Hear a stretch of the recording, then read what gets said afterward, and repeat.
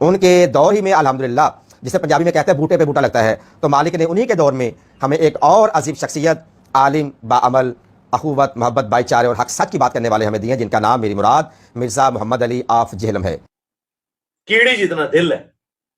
آج کیا تکلیف تھی، آج کی رات مفتی تقی عثمانی صاحب شام غریبہ کی مجلس اگر کر لیتے اور اہل بیت کا دفاع کرتے بیٹھ کے، جو وہ کہتے ہیں نہیں ہم کرنے والے ہیں، تو کیا حرج تھا؟ کیا اتنا گڈ جیسچر نہیں جانا تھا ان کی طرف سے؟ مفتی منیب الرحمان صاحب ایک لائیو سیشن کر لیتے، کیا جانا تھا؟ لیکن نہیں، کیڑی جتنا دل ہے۔ ساجد میر صاحب ایک کر لیتے، کیا جانا تھا؟ کیڑی جتنا دل ہے۔ جی نیکسٹ۔ کیا مرضی میرے بھائی، اب تو ہن تے گل ود گئی ہے۔ ہاں جیڑا تانوں تنگ کرے نا، کوئی کہے ایتھے ہاتھ بننا ہے، کوئی کہندا ایتھے، انہوں کو یار میں بند ہی نا، گل ختم۔ اور یہ آپ غصے میں بھی کہہ رہے ہوں گے تو ایک اور سنت پہ عمل کر رہے ہوں گے، ارسال الیدین۔ میں نے تو آپ کو بتایا، میں نے تو سال ڈیڑھ سے ہاتھ باندھنا آلموسٹ چھوڑ دیا ہے، کبھی کسی نفلی نماز میں باندھ دوں، میں تو فرض نماز بھی آج چھوڑ کے پڑھتا ہوں۔ لہذا ہمارے نزدیک محتاط رویہ آخری درجے کا یہ ہے کہ دونوں طریقے سنت ہے، اور اگر جان کی امان پاؤں تو عرض کروں کہ ہاتھ چھوڑنے والا طریقہ ہاتھ باندھنے سے زیادہ بہتر ہے۔ میں اگر رضی اللہ عنہ کہتا ہوں تو میں باغی بھی کہتا ہوں۔ میں حضرت طلحہ، زبیر، سیدہ عائشہ، حضرت معاویہ رضی اللہ عنہ اجمعین وعلیہم السلام اجمعین، ان سب کو حضرت علی کی حکومت کا باغی بھی کہتا ہوں۔ کہ ماتم، نوحہ، اس حوالے سے نوحہ کہ جس میں چیخو پکار ہو، ایک تو ہے کہ آپ نظم کے انداز میں کرتے ہیں، وہ بالکل ثابت ہے۔ اس حوالے سے نوحہ کہ جس میں چیخو پکار ہو، ایک تو ہے کہ آپ نظم کے انداز میں کرتے ہیں، وہ بالکل ثابت ہے۔ اور آپ دیکھ لیں کہ ہمارے پاکستان سے بریلوی جاتے ہیں نا، امام کعبہ کے پیچھے نماز نہیں پڑھتے، لیکن وہاں شیعہ آپ دیکھیں گے امام کعبہ کے پیچھے نماز پڑھتے ہیں۔ یہ الگ بات ہے کہ وہ دیکھتے ہیں کہ صرف ماربل کے اوپر نماز پڑھتے ہیں، قالین پہ نہیں پڑھتے، اور چونکہ وہاں پہ وہ ٹکی والا بھی ایشو ہو جاتا ہے ان کے لیے، تو وہ ان کے ہاں چونکہ افضل ہے، ہمارے ہاں بھی یہ افضل ہے، وہ ذرا بہت زیادہ اس میں غلو کر گئے، اور کیونکہ وہاں پہ وہ ٹکی والا بھی ایشو ہو جاتا ہے ان کے ہاں چونکہ افضل ہے، ہمارے ہاں بھی یہ افضل ہے، وہ ذرا بہت زیادہ کر کے، اور چونکہ وہاں پہ وہ ٹکی والا بھی ایشو ہو جاتا ہے ان کے لیے، تو وہ ان کے ہاں چونکہ افضل ہے، ہمارے ہاں بھی یہ افضل ہے، وہ ذرا بہت زیادہ اس میں غلو کر گئے۔ میرا تو ٹکیا کے اوپر بھی کلپ لاکھوں لوگوں نے دیکھا ہے، میری بھی کوشش ہوتی ہے کہ میں یعنی نیکڈ زمین کے اوپر نماز پڑھوں، یہ افضل ہے، سنت بھی یہی ہے۔ کالا لباس نبی الاسلام کا سب سے مرغوب، بلکہ کہنا چاہیے محبوب لباس ہے۔ کالا لباس نبی الاسلام کا سب سے مرغوب، بلکہ کہنا چاہیے محبوب لباس ہے۔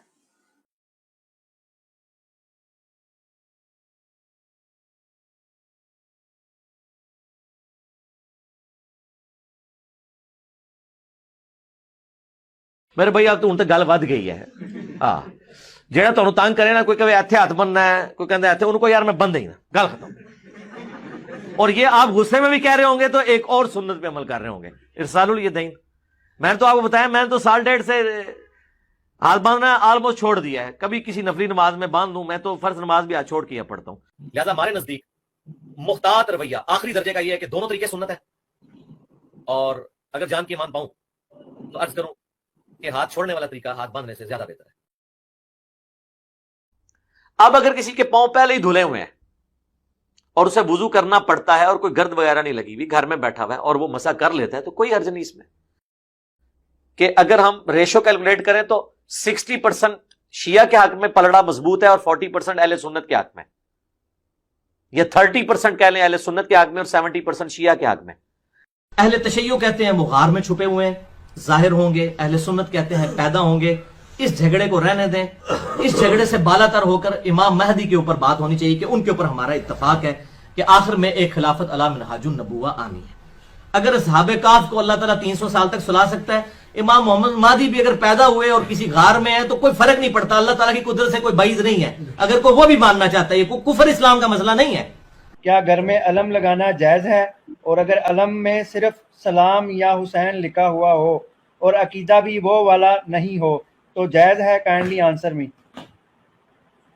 لگا لو یار، کوئی مسئلہ نہیں ہے، وہ ماسلت وہ والی نہیں ہونی چاہیے، پنجے شنجے نہ لگائیں۔ ٹھیک ہے، آپ نے جہاں پاکستان کا جھنڈا لگایا ہوا ہے یہ بھی لگا لیں یار، کوئی مسئلہ نہیں ہے، ٹھیک ہے۔ البتہ وہ جو علم یہ لگائے جاتے ہیں پنجوں والے، جو ایک خاص سمبل بن چکے ہوئے ہیں اور اس کے ساتھ کیا کیا عقیدے وابستہ ہوئے ہیں، وہ تو سب بدعت ہے.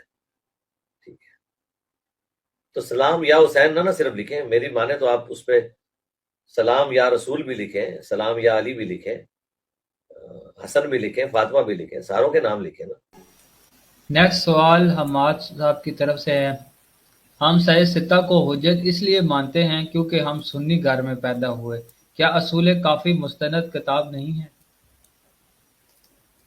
ہاں جی، اس میں یہ سوال میں نے پڑھ لیا. آپ کی آواز کٹ رہی ہے بلال بھائی، لیکن میں نے پڑھ لیا. ہاں جی، ہم سیاست تو لفظ غلط ہے، کتب ستہ یعنی 6 کتابیں. صحیحین تو صرف بخاری مسلم ہے، باقی سنن اربع ہیں، 4 سنت کی کتابیں.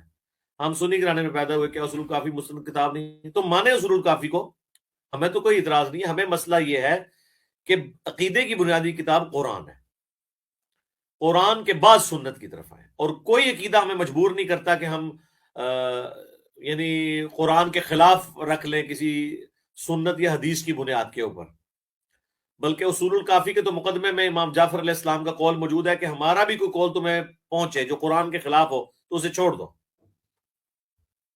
اس طرح کی کوئی روایت اہل سنت کی کتابوں میں نہیں ملتی، ائمہ کے اقوال ملتے ہیں، لیکن شیعہ نے اصول الکافی کے مقدمے میں یہ امام جعفر کا قول لیا ہوا ہے.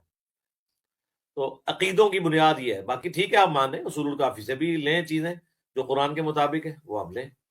کیا بخاری مسلم کو چھوڑ کر صرف نہج البلاغہ کے حساب سے دین پر چل سکتے ہیں؟ قرآن اور نہج البلاغہ؟ جی سب سے پہلے تو قرآن پہ چلیں نا جی، پھر جس کے اوپر آپ مرضی چلیں، جو آپ کا دل ٹھکتا ہے. قرآن پہ چلیں پہلے.